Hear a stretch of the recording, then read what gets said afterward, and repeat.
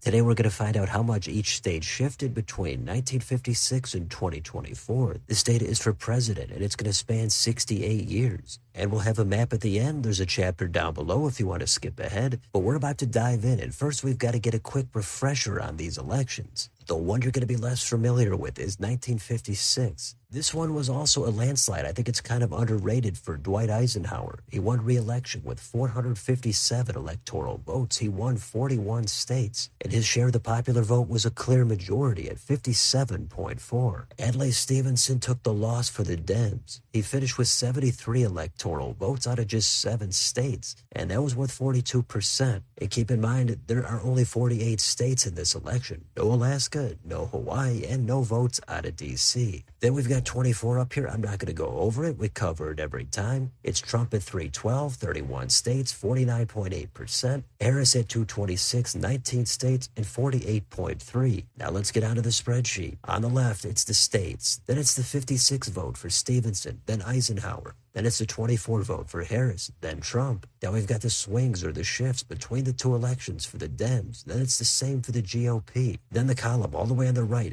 These are the final shifts or the swings between the two parties, between the two elections. And there's shading here. The darkest colors are 10 or more points. The lightest colors are under 5%. So let's dive in and go over the first state. That's Alabama. This was one of the 7 states Adlai Stevenson won. He got 56.5. Eisenhower was at 39.4. 17 elections later, Harris went down to 34.1. Trump went up to 64.6. That's a loss of 22.4 for the Dems, a gain of 25.2 for the Republicans. That comes out to a total net swing of 47.6 away from the Dems and toward the Republicans. That's a pretty significant shift, and that's how this works. Now we can quickly go through the rest of these states. We'll skip over the soon-to-be a state, Alaska, and go down to Arizona. That one went toward the Dems by 16.5.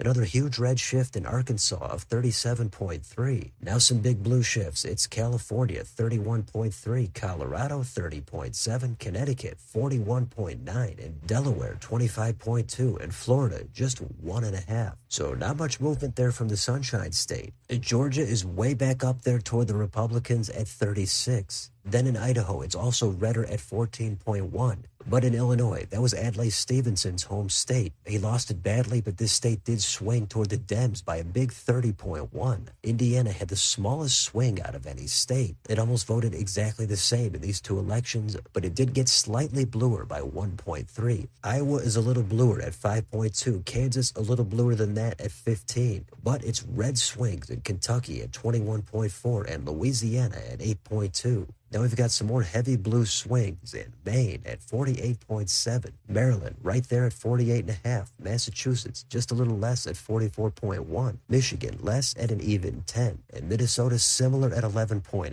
Then it's Mississippi. This state had the biggest swing toward the Republicans out of any state. The final total is a gigantic 56.6. Missouri's still in that direction, but by much less at 18.6. Montana less than that at 5.7. And now we've got a lot of blue swings. It's Nebraska at 10.4, Nevada 12.9, New Hampshire 35.2, New Jersey 36.4, New Mexico 22, and New York 34.9. Then it's a little bit redder in North Carolina at 4.6, North Dakota even more than that at 12.9. Ohio, though, went toward the Dems by 11.2. Oklahoma, much redder at 24.1. Oregon, almost the same amount toward the Dems at 24.8. Pennsylvania, less than half that at 11.5. And Rhode Island is even more than that at 30.3. But it did get redder in South Carolina by a big 38. South Dakota by 12.4. And Tennessee back up there at 29.1. Texas got redder, but it was by a mile, 2.4. Then it's bluer in Utah at 8. Vermont had the biggest swing out of any state. That comes in at a very substantial 75.9. Virginia, way less, but still significant at 22.7. Washington, 26.7. West Virginia, that moved hard toward the right at 33.7. Wisconsin toward the left, 22.9. And Wyoming, back toward the right at 25.6. Finally, we've got the national shift down here. That popular vote moved double digits toward the Dems by 13.9. So that's it. Those are all of the states and all the shifts. Now, I'm sure you want to see all this data on a map, so here it is. It's the same shading, 3 levels of it. The darkest colors are 10 or more. The lightest are under 5%. At the top, using the current electoral vote map, we could see states that move toward the Dems, total 361. Republicans, way less at 167. And as we just saw, the entire country moved almost 14% toward the left. Plenty of states did that and then some, most notably the West Coast, the Northeast, even the Rust Belt. But there's other states in between like Arizona or Kansas. But plenty of states also moved in the opposite direction. They got super red, most of those in the upper Great Plains and in the South. There's exceptions here though for both sides. Those are the states that moved single digits in one direction or the other. That's Montana, Utah, Texas, Iowa, Louisiana, Indiana, North Carolina, and Florida. Not a whole lot of movement there spanning 68 years. But I think most people know that the South got way more Republican over all these decades. And to offset that, the coast got way bluer. Now, even though a lot of these states are dark red or dark blue, some states are way bluer than others. Michigan, just barely 10%. But then you've got Vermont going more than 70 points in that direction. So there are different states doing different things for different reasons. But it is surprising that Adlai Stevenson didn't even come close to winning his home state of Illinois. But at the same time, Eisenhower, he was the incumbent. He was the war hero, and he clearly looked popular in that election,